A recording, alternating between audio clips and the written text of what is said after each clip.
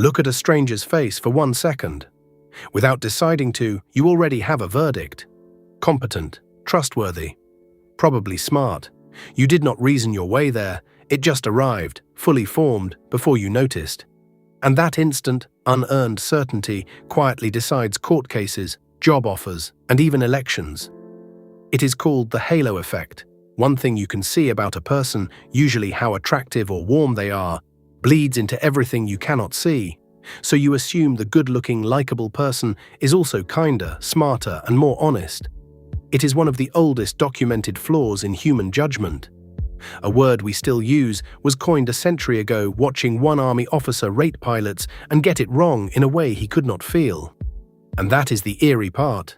It is not just that your mind does this, it is that you cannot catch it happening. By the end of this, you will see the experiment that proved people are blind to it, the places it is steering your life right now, and the honest twist. Your snap judgment might not be pure prejudice. It might be a little bit right, in a way that is stranger than being wrong. So what exactly is the halo effect? It is when one salient trait you can perceive takes over your judgment of unrelated traits you cannot. You see a confident jaw or hear a warm voice, and your mind quietly fills in intelligence, competence, and character to match. It has a dark twin, the Horn effect. One negative trait, a limp handshake, an odd name, a single typo, drags down your read of everything else. Same machinery, opposite sign. Here is the framing that matters. The halo effect is not just being too positive, it is a failure to tell traits apart. Your mind takes a whole impression of a person and smears it across every specific rating. So I like them becomes, they are smart. Becomes, they are honest, even though you have zero evidence for any of it. And the unsettling thing, which we are about to see, is that even experts who are explicitly told to judge each trait on its own simply cannot do it. The word was born in 1920. A psychologist named Edward Thorndike was studying how the military rated its officers. Commanders were asked to score their men on separate qualities, physical build, intelligence, leadership, and character, and they were specifically instructed to judge each one independently. They could not. Thorndike looked at one conscientious flight commander who had rated 137 aviation cadets. If the ratings were truly independent, the scores for physique and intelligence should barely track each other. Instead, a cadet's intelligence rating correlated with his physique at 0.51, with his leadership at 0.58, and with his character at 0.64. Far too high and far too even to be real. The officer was not seeing 4 separate qualities, he was seeing one overall impression of each man and letting it suffuse every score. Thorndike called it a halo of general merit extended to the special ability, and the name stuck. A century later, we still cannot switch it off just by being told to. But correlations do not show you the eeriest part. For that, jump to 1977 and an experiment by Richard Nisbett and Timothy Wilson. 118 students watched a videotaped interview with the same college instructor, a man with a noticeable European accent. Half saw him answer warmly, relaxed and likable. Half saw the same man answer cold and distant. Then everyone rated his specific features, his appearance, his mannerisms, his accent. The students who saw the warm version found his accent charming and his mannerisms appealing.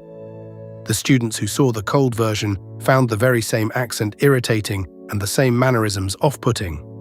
Identical man, identical accent, opposite verdicts, driven entirely by whether they liked him. Now the part that should give you a chill.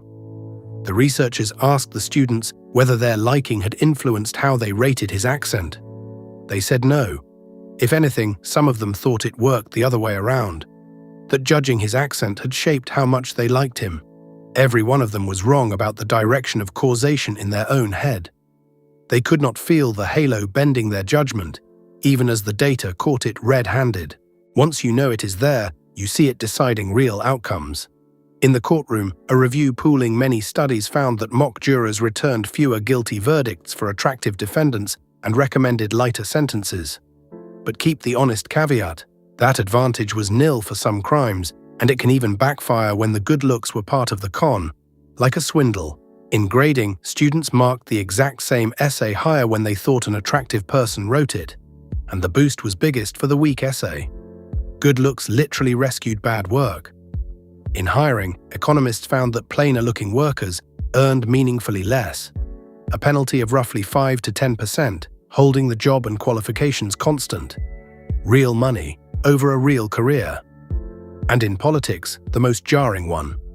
When people were shown two candidates' faces for a single second and simply asked who looked more competent, their snap answer predicted the actual winner of about 69% of US Senate races. A judgment made in 1 second from a face tracking who gets to run the country.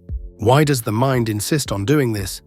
The best account comes from Daniel Kahneman, who called the halo effect exaggerated emotional coherence. Your fast, intuitive system hates loose ends.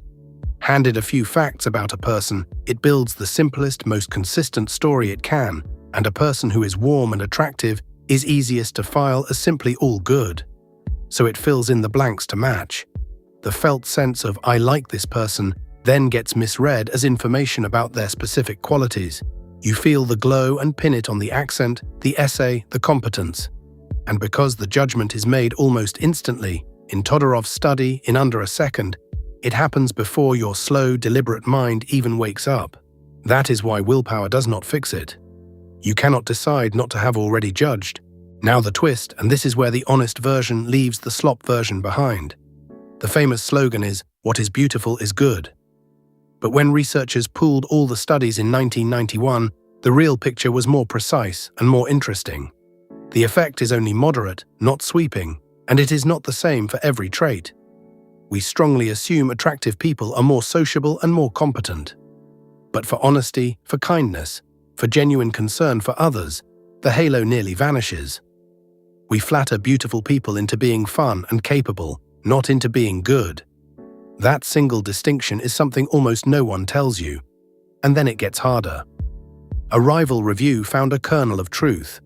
Attractive people really are, on average, not just judged better, but treated better, and they behave slightly more positively too. So is the halo pure fiction? Maybe not. One leading explanation is a self-fulfilling prophecy. Treat someone as capable and likable from childhood, and you may help build the very confidence and warmth you assumed was already there. If that is right, the halo is not simply your brain malfunctioning. It is a shortcut that is a little bit accurate, partly because believing it helps make it true. So what do you do with a bias you cannot even feel? You do exactly what Thorndike told the army to do in 1920, and what nobody managed. Judge the traits separately, on purpose. When you meet someone and feel that instant glow of approval, treat it as a single fact that you like them and nothing more. Then ask, on this specific thing, competence, honesty, whatever actually matters here, what is the evidence on its own? Would I rate their work this highly if a stranger had handed it to me? Separate the warm feeling from the specific claim because your mind fused them without asking. You will never stop the first impression from arriving, but you can refuse to let it quietly answer questions it was never qualified to answer. You will judge the next face you see in about 1 second, and you will not feel yourself doing it. That is not a personal failing, it is a century-old feature of the machine. The defense is simply to remember that the glow is a story your mind wrote before you noticed, and to ask it for evidence, trait by trait. If this changed how you read a first impression, subscribe. A new bias every week. Think sharper, get fooled less,